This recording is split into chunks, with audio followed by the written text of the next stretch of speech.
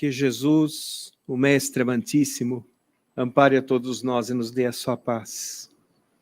Muito bem, esse tema proposto hoje a respeito das revelações, consideramos muito importante porque nós precisamos analisar muito profundamente, principalmente nós espíritas, o que é uma revelação. A revelação, essa palavra revelação vem do verbo latim revelare, que significa retirar o véu, ou seja, trazer mais informações. Então, uma revelação nunca altera uma revelação anterior, mas traz mais informações para se adaptar à época que o homem está vivendo. Todas as revelações têm o seu compromisso com a verdade. E essas revelações, todas elas, trouxeram grandes desafios. É desnecessário dizer que Jesus, sendo governador de nosso planeta, tudo estava dentro de uma programação espiritual feita pelo próprio Mestre. Todos os espíritos trazidos para a Terra para preparar o caminho espiritual dos homens, foram todos eles enviados pelo Cristo. Os profetas, Lao Tse, Confúcio, Buda, Zoroastro, todos eles foram missionários colocados em determinadas épocas para fazer com que a Terra se espiritualize. Nós costumamos dizer na doutrina espírita que ocorreram 3 revelações. A primeira, Moisés. A tarefa de Moisés foi uma tarefa gigantesca. Ele, além de trazer a revelação, a primeira revelação,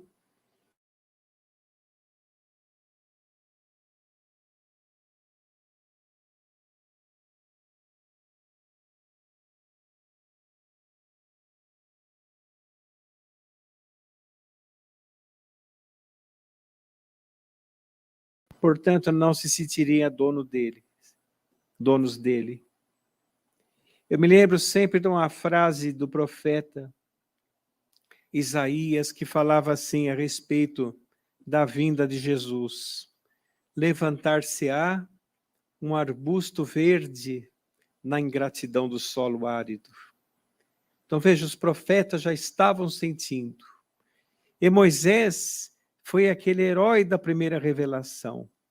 Foi aquele espírito que teve a tarefa imensa de tirar o povo judeu ali do jugo egípcio e falar a respeito de um Deus único, levar o monoteísmo para o povo judeu, para que facilitasse o caminho de Jesus, para que pudesse receber no seio da própria raça aquele que é, como nós dissemos, a luz dos nossos caminhos.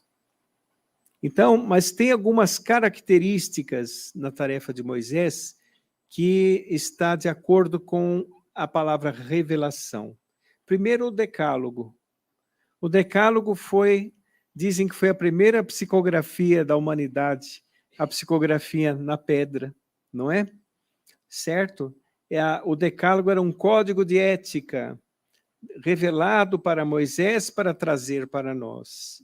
E a segunda característica da primeira revelação, que demonstra ser uma revelação, é justamente falar a respeito de um Deus único.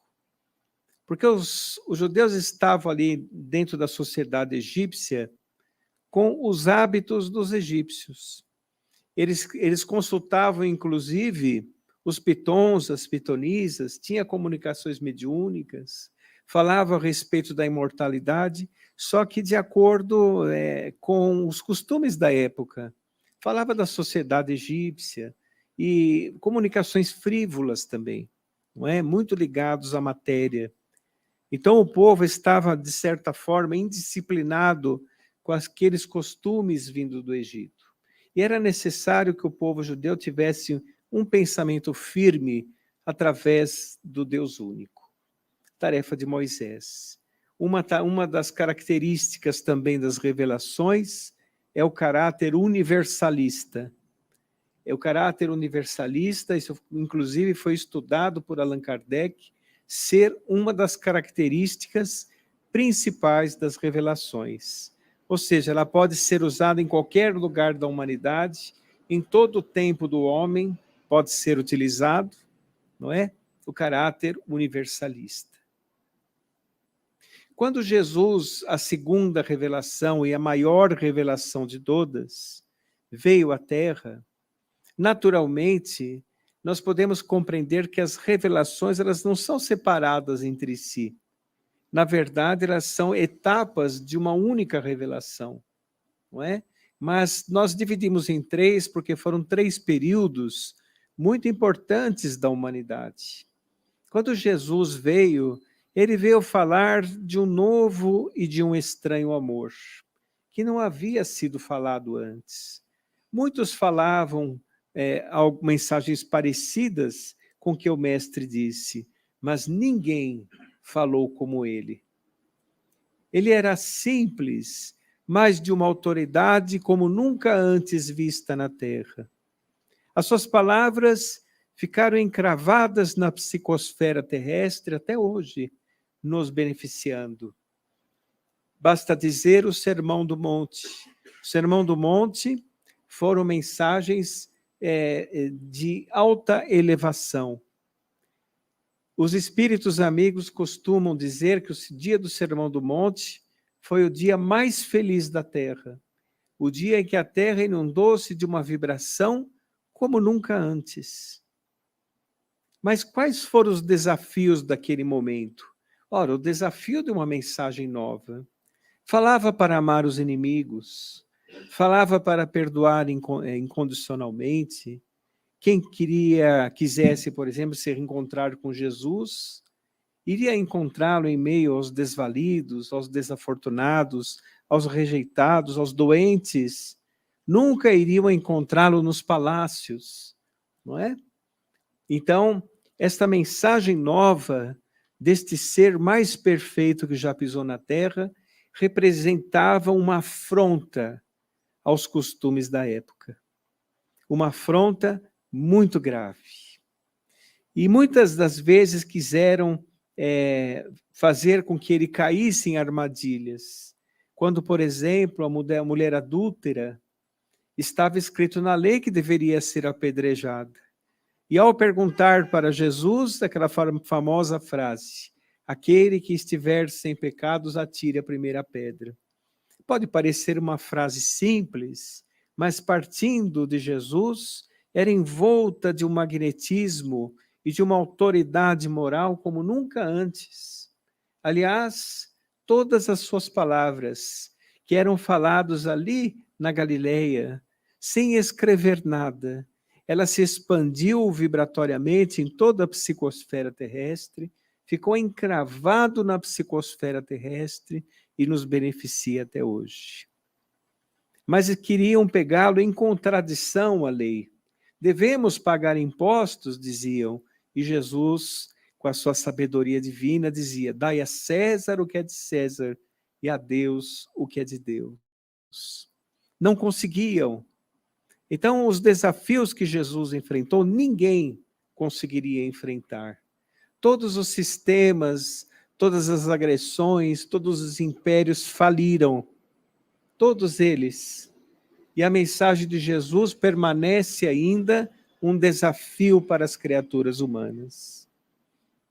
Certa vez eu estava falando a respeito do poder na Terra, não é? O poder na Terra é algo muito relativo, muito pequeno, na verdade. Eu vou contar uma pequena história só para dizer, abrir um parênteses, para falar a respeito do poder na Terra.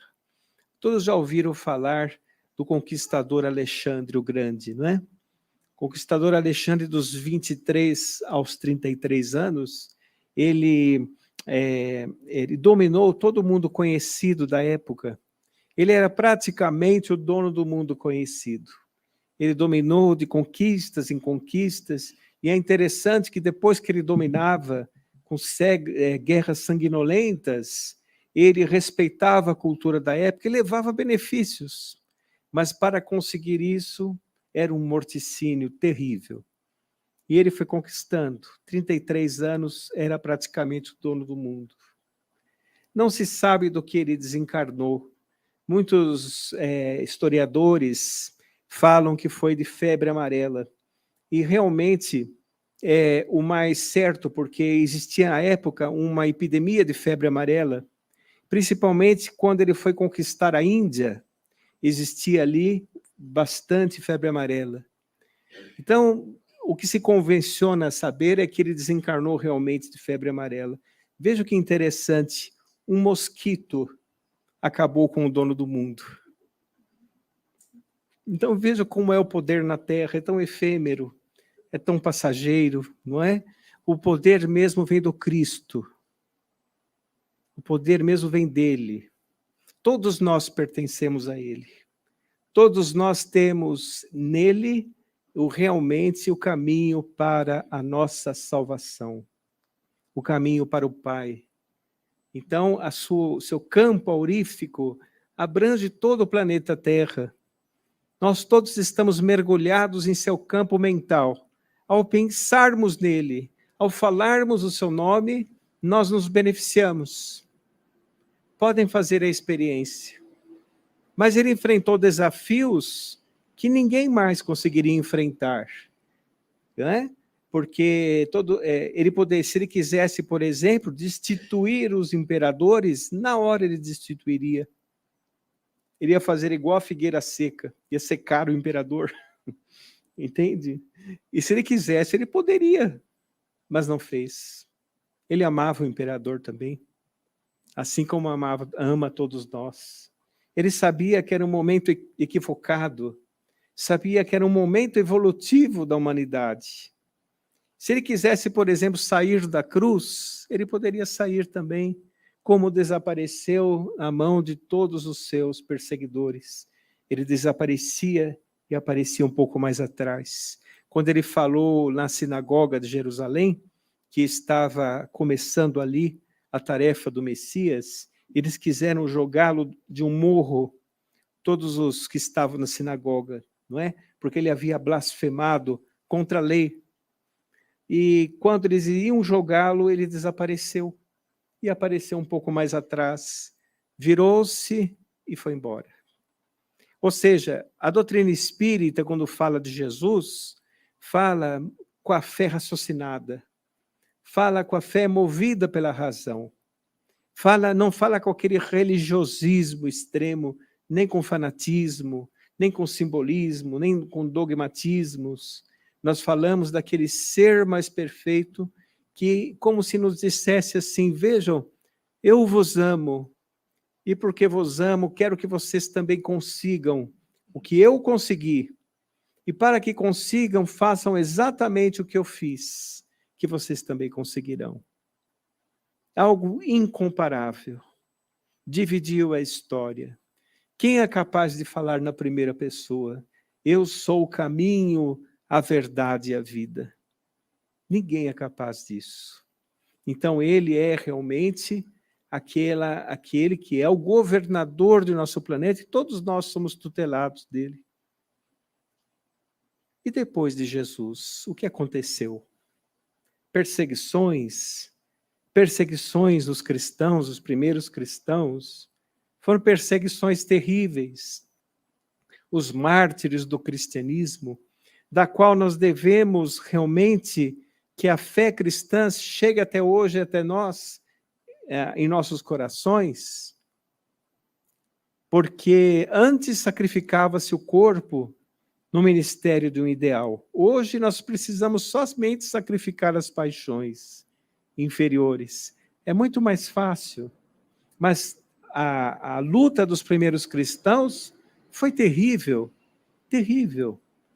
As perseguições foram intensas, desde Nero até Diocleciano, foram perseguições terríveis. Diocleciano, no ano 303 da era cristã, ele fez a última grande perseguição, onde desencarnaram 17 mil cristãos em uma semana. Foi a última grande perseguição. Depois dessa tiveram algumas perseguições, poucas aleatórias, mas era terrível. Nero, na primeira perseguição, usava os cristãos em tochas, embebidos em piche, para iluminar as suas festas. Sem contar o martirológio das arenas, os animais que realmente provocavam as mortes dos cristãos e que desencarnavam cantando, dizendo que desencarnar naquele momento era um lucro, porque iriam realmente serem salvos por Jesus. Olha que ideal fortalecido, que sem dúvida nenhuma também ficou encravado na psicosfera terrestre. Sem dúvida. Eu me lembro sempre da história de Policarpo. Policarpo foi um dos mártires cristãos. Ele desencarnou já com 86 anos, mais ou menos. Ele era discípulo de João e trabalhou a vida inteira para poder realmente servir a Jesus e divulgar a sua mensagem. Quando ele foi preso, ele recebeu a proposta de abdicar da sua fé, porque os cristãos, na época das primeiras perseguições, eram considerados ateus, curiosamente, porque eles não seguiam os deuses romanos, eram considerados ateus. Eles seguiam um Deus desconhecido, invisível, não é? Então, eles eram considerados ateus. E os romanos eram muito supersticiosos. Se, por exemplo, desse errado uma colheita, eles culpavam os cristãos. Se chovesse muito, culpavam os cristãos. Se nevasse muito, culpavam os cristãos, porque eles achavam que eles estavam fazendo bruxarias, que eles estavam adulterando as leis dos deuses, não é? Mas Policarpo era chamado por Paulo de Tarso o anjo de Esmirna. Ele então não se desfez da sua fé, dizendo uma frase muito bonita, dizendo assim: aquele pelo que eu sirvo, que é nosso Senhor Jesus, me beneficiou 86 anos. Por que eu iria negá-lo agora? E foi para a fogueira. Quando ele estava sendo queimado, o ambiente ficou todo perfumado. E até os soldados romanos choraram pelo que haviam feito. Então veja quanta beleza nisso, né? Nesses testemunhos de fé que nós vemos no testemunho dos primeiros cristãos. E Paulo de Tarso? Paulo de Tarso teve uma tarefa gigantesca. Quando ele foi convertido na estrada de Damasco, quando se encontrou com Jesus, ele iria perseguir um cristão famoso na cidade de Damasco, chamado Ananias. Ananias, segundo amigos espirituais, o Natanael comentou certa vez, dizendo assim, que Ananias é pouco falado, né? Mas é um dos espíritos mais evoluídos que a Terra já teve. Ananias. E quando ele foi perseguir Ananias, na porta de Damasco, apareceu uma luz intensa, e essa luz intensa fez com que ele caísse do cavalo. Ele estava a cavalo. E ficasse cego. Quando ele se tornou cego, apareceu Jesus dizendo para ele: Saulo, Saulo, por que me persegues? Não recalcitre de seus aguilhões. E ele então fez uma pergunta, Paulo de Tarso, que todos nós um dia conseguiremos fazer. Por enquanto não fazemos. Senhor, o que queres que eu faça? Quem de nós faz essa pergunta? Poucas pessoas, né? Fazem essa pergunta. A maioria quer receber de Jesus, mas não pergunta, Senhor, o que queres que eu faça? Bem, ele fez essa pergunta. E ele foi recomendado, vai até Damasco, procure Ananias, que você saberá. E Ananias, ao encontrá-lo, restituiu sua visão.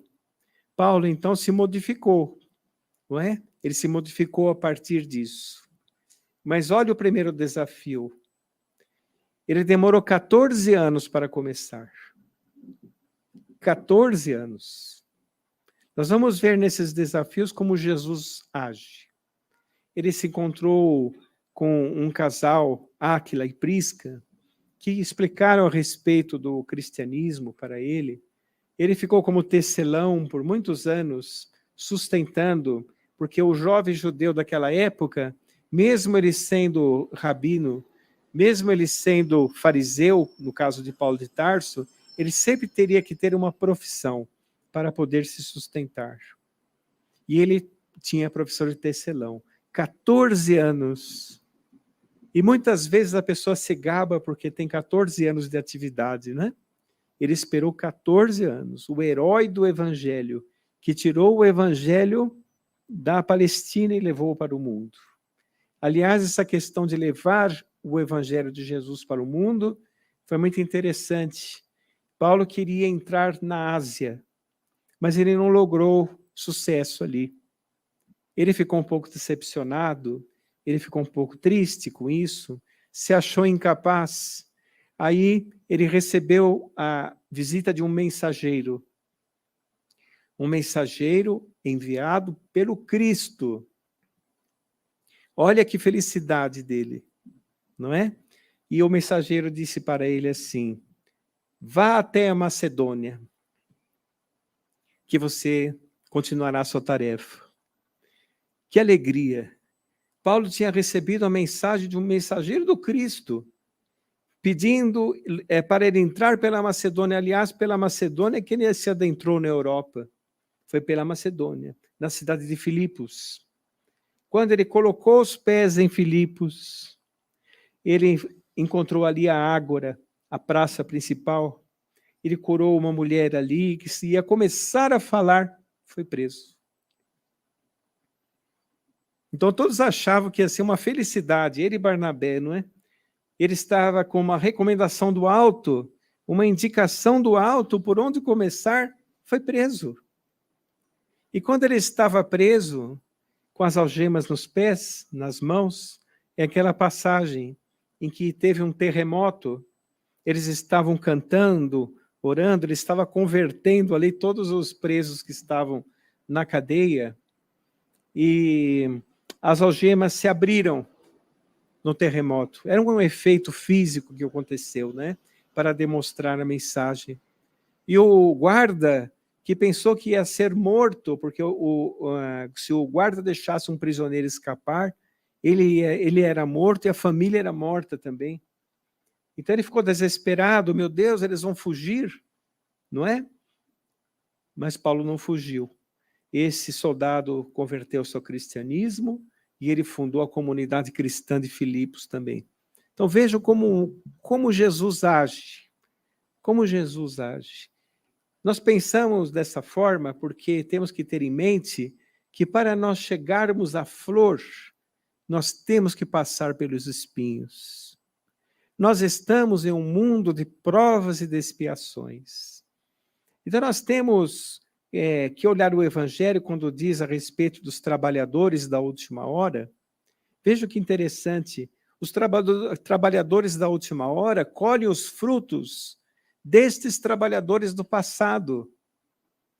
E ao colher esses frutos, eles são também reconhecidos como ações importantes. E estão nas nossas mãos, nós estamos no final desse ciclo. Jesus fala a respeito do final dos tempos. No final dos tempos, haverá fomes e ranger de dentes, guerras e rumores de guerras, filhos contra pais, pais contra filhos, irmãos contra irmãos. Não é isso que nós estamos vendo hoje em dia? Não é? É exatamente isso. E quando nós queremos trazer algo de bom para a humanidade, nós temos que entender que nós passaremos por muitas vicissitudes. E o melhor desafio, o mais difícil, é nós vencermos as nossas barreiras interiores, as nossas imperfeições que ainda carregamos em nós. E carregamos muitas imperfeições. E para servir ao bem, nós temos que passar por aqueles contraditores. Não vamos achar que vão estender um tapete vermelho para nós podermos divulgar a mensagem. Viram as lutas primeiras? Entregavam a vida. Hoje nós temos que entregar somente as paixões inferiores, que ainda dormitam dentro de nós. Então é muito comum nós na doutrina espírita, observarmos companheiros que chegam com aquele entusiasmo muito grande a respeito do espiritismo e na primeira vicissitude desistem. Tem gente que, por exemplo, vem à casa espírita, se estiver chovendo não vai, se estiver frio não vai, não é? Aquela lição de ser afável e doce, eles levam muito a sério, porque pensam que são de açúcar, derretem na chuva, não é? Mas não, nós temos que perseverar. Eu me lembro sempre de Chico Xavier. Chico Xavier chegava à casa espírita com 4 de pressão, às vezes. Ele costumava pôr um pano por baixo da camisa e do paletó com álcool para poder aliviar um pouco a dor de angina. Nunca faltou aí um trabalho. A não ser quando não dava mesmo, né? Quando o médico recomendava, ele obedecia. Mas ele nunca faltava. Ele chegava lá mais ou menos umas 7 da noite, saía às 5 da manhã. E muitas vezes, na época mais produtiva de Chico, as reuniões públicas eram de segunda, sexta e sábado. Nesse ritmo, chega às 7 da noite, sai às 5 da manhã. E quando começava a reunião, as pessoas, às vezes, até revezavam, porque não aguentavam o ritmo, não é? Não aguentava seu ritmo. E ele saía feliz e contente, como se tivesse tido um cochilo durante o transe mediúnico, e as pessoas quase desencarnando de sono ali, certo? E ele saía feliz e contente. Era um exemplo de um missionário. Agora, e nós? Nós precisamos ver que a doutrina espírita é eminentemente educativa. Ela é uma doutrina de progresso de nós mesmos, essa maravilhosa filosofia de comportamento que faz o ser crescer através da modificação das suas próprias atitudes. Essa ciência de observação que estuda a origem, a natureza, o destino dos espíritos e as relações existentes entre o mundo corporal e o mundo espiritual. E é também, no aspecto religioso, é a religião cósmica do amor. Então, através da doutrina espírita, nós teremos um material vastíssimo de educação. Recomendo cursos da doutrina espírita. Amai-vos e instruí-vos. Este posto de socorro maravilhoso oferece cursos a todo momento. Basta querer. Basta querer. E quando nós nos colocamos a servir na doutrina espírita, temos que entender algo muito interessante para os desafios da época atual. Nós não devemos colocar o mundo no espiritismo, mas o espiritismo no mundo. O verdadeiro templo nosso é o mundo. Então, determinados regimes, determinadas ideologias, determinadas formas de pensar de hoje em dia, nós não devemos adulterar o ideal espírita por conta dele. Tem muitas pessoas querendo reinventar a roda. Nós não devemos realmente ceder espaço para isso. Allan Kardec é extremamente atual. Extremamente atual. Evidentemente, nas suas obras, uma outra linguagem da época do século XIX, mas tudo que está na codificação espírita, tudo representa um desafio. E quando nós propagamos a doutrina espírita, nós temos que ser fiéis à doutrina espírita, porque Allan Kardec, ele nos deu todas as diretrizes de segurança que nós necessitamos. Avaliações de comunicação, comunicações mediúnicas, não é? Nós vemos, por exemplo, comunicações que têm grande beleza. Fala do sol, fala do horizonte, fala da lua, mas não tem profundidade. Vemos comunicações que colocam nomes de vultos embaixo, no final, mas não fala de qual livro é, não cita a fonte. Por exemplo, recebemos muitas comunicações que está escrito ali Emmanuel, Bezerra de Menezes e até Chico Xavier. Mas quem conhece a maneira como eles conversavam, as suas mensagens, vê que não são deles. Então, nós estamos em uma época na humanidade, de final dos tempos, como citamos, que todas as instituições da humanidade estão em crise. E como nós devemos nos proteger dessas crises? Sendo fiéis às diretrizes de segurança dadas pela espiritualidade. Jesus e Kardec, não há erro. Se a pessoa seguir Jesus e Kardec, não há erro. A chance de errar é muito pequena, só se for um absurdo qualquer. Porque muitas vezes nós observamos, a pessoa se utiliza de personalismo, de opiniões próprias, por exemplo, na divulgação das novas revelações. Não é necessário nós irmos com as massas. As massas estão equivocadas. Os nossos conceitos e avaliações são muito imperfeitos, mas é imprescindível nós irmos com Jesus. E interpretar a mensagem do Cristo através da fé raciocinada, que representa a doutrina espírita, nós vamos nos reportar aos primeiros cristãos, quando tinham uma visão realmente pura, sem estar contaminados com os sistemas. Imaginem, por exemplo, se dentre os cristãos do primeiro tempo, eles falassem a respeito dos hábitos romanos, das atitudes romanas e colocassem ali nas escrituras. Não aconteceu isso. Eles se foram fiéis à mensagem do Cristo. E hoje, na doutrina espírita, nós temos que fazer o mesmo, para que ela não perca a sua essência, para que ela não perca o seu perfume, para que ela continue realmente consolando.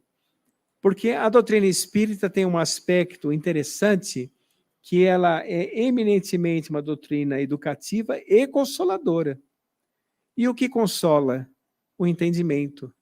Através do entendimento que a doutrina espírita proporciona, você poderá consolar. Porque sabemos que a caridade ela é muito ampla, não é? Muito ampla. E ela vai desde a caridade emergencial, nós vimos aqui muito importante os cobertores que estão fornecendo, tudo que está sendo fornecido pela casa, muito importante, até a prece silenciosa. Então, a caridade ela tem várias facetas, né? A caridade também é um desafio hoje em dia, porque muitas vezes a pessoa acha que fazer a caridade basta ter dinheiro, o que você faz. E não é assim. Você educar bem seu filho dentro dos padrões de segurança e de responsabilidade, você está sendo caridoso com aquele espírito que está sob sua tutela. Você respeitar os seus pais, você está sendo caridoso com aqueles espíritos que te proporcionaram a atual encarnação. Você ser afável e doce com os amigos, respeitar os amigos, você está sendo caridoso com aquele espírito que está junto a você em sua marcha evolutiva, te ajudando, te amparando e te dando exemplos, não é? Então a caridade ela tem muitas facetas. É também um desafio. Então, na doutrina espírita, nós temos que incentivar sempre a fé raciocinada, sempre a caridade e Jesus como modelo principal. O mundo se modificará. Todos os sistemas que acontecem hoje em dia, todas essas questões que a humanidade está enfrentando, isso está previsto pela espiritualidade. Chegará uma hora que isso acabará. E o que continuará será o amor de Jesus por nós, o amor de Deus, nosso Pai, por todos nós. O amor de Deus verte do alto e nos sustenta a própria vida. Nos sustenta a própria vida. Nós que somos criados por Ele, Ele nos ampara e nos sustenta. E Jesus, seu divino embaixador, nos mostra o caminho a seguir. Então, os desafios das novas revelações são esses. Nesse momento que nós estamos nos confrontando com muitos problemas na Terra, muitos mesmos. São próprios da época de transição planetária que nós estamos vivendo, próprios, porque qualquer mudança dentro desse nível evolutivo que nos encontramos, acontece ainda com muita dor, com muita perda. São regimes autoritários combatendo os mais fracos. Não existe ainda aquele amor onde os mais fortes ajudam os mais fracos.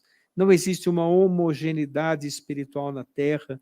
Estamos envoltos em variadas tipos de vibração, e um mar vibratório. Variados níveis evolutivos nos cercam. Então nós temos que caminhar com prudência e fazendo a nossa parte, principalmente dentro de nós. Então nós temos em nossa mente, nosso espírito, em nosso pensamento, a liberdade. Todos nós temos liberdade de pensar, de criar, de pensar.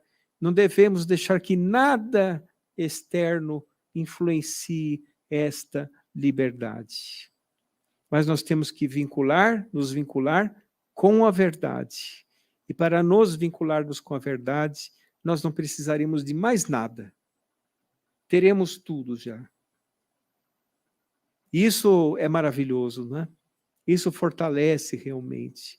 Nós, nas nossas jornadas doutrinárias, nós conhecemos muitas casas, viajamos por muitos lugares, e nós vemos em todos os lugares muito trabalho, muito esforço e muita boa vontade. E aquelas casas que são fiéis não gosto muito da palavra pureza doutrinária, fiéis à doutrina, não é? Observam Kardec como se deve observar. E fiéis ao Cristo, essas casas, elas frutificam e muitas bênçãos para as comunidades onde estão. Entende? Então, todos nós estamos mergulhados, vamos dizer assim, dentro das leis de Deus imutáveis, e os desafios das novas revelações, elas acontecerão sempre para nos fortalecer. Se fosse muito fácil, não seria verdadeiro, porque nós estamos, como dissemos, numa variação, numa mescla evolutiva. É claro que para ideias novas, tem muitas pessoas que são contraditórias a ideias novas. Vocês imaginam a luta que foi quando nós falamos dos primeiros cristãos, quando eles começaram a divulgar ideias novas, não é? Lembram-se de Paulo, quando ele esteve na Grécia, somente relembrando isso, para trazer um modelo para cá. Ele foi no Areópago, que era um tipo de um platô, onde os filósofos podiam expor suas ideias, os pensadores, era comum na Grécia acontecer isso. E ele viu uma placa escrito assim, agnosteo, em grego, ao Deus desconhecido. Então ele foi lá para os atenienses e disse assim, eu vou falar deste Deus aqui que está escrito, ao Deus que vocês não conhecem. Ele foi brutalmente rejeitado. Brutalmente rejeitado. Então, vejam, as coisas têm o seu tempo. Naturalmente, aquele que rejeita as mensagens, aquele que realmente rejeita uma nova ideia, uma nova revelação, é uma questão de tempo. A doutrina espírita, ela não procura seguidores, ela lá está. Quando a pessoa está preparada para a doutrina espírita, ela aparece. Porque determinadas questões com relação à fé não lhe dão mais respostas. Ele precisa de mais respostas. E ele encontrará na doutrina espírita, na fé raciocinada, na doutrina movida pela razão, as respostas que necessita. Então vamos dizer assim, o espiritismo, ele não é uma doutrina, uma religião convencional, é uma revelação. Jesus não veio alterar a revelação mosaica. Eu não vim alterar, mas cumpri-la. Ele mesmo disse. Só que a sua autoridade moral permitia que ele falasse assim. Eu, porém, vos digo, acrescentava. Mas ele prometeu a doutrina espírita para os homens. Se ele não quisesse, nada disso aconteceria. Nada disso aconteceria. O espiritismo é um plano do Cristo para os homens. É uma vontade de Jesus para a humanidade. E a doutrina espírita também não vem alterar nada, só trazer mais informações. nesta época em que o homem dá grandes saltos de inteligência, será que é de inteligência mesmo? Ele dá grandes saltos, conhece assim um pouco do macrocosmo, um pouco do microcosmo, da intimidade das partículas, ele encurta as distâncias através dos meios de comunicação mais aprimorados, mas ele ainda tem grande dificuldade em amar o próximo, grande dificuldade em perdoar, em amar, o que demonstra que a doutrina, que a mensagem de Jesus é extremamente atual e explicada pela doutrina espírita, faz com que as conquistas atuais da humanidade possam ser também explicadas através desta maravilhosa ciência de observação que é o Espiritismo. Muita paz a todos. Fiquem com Deus.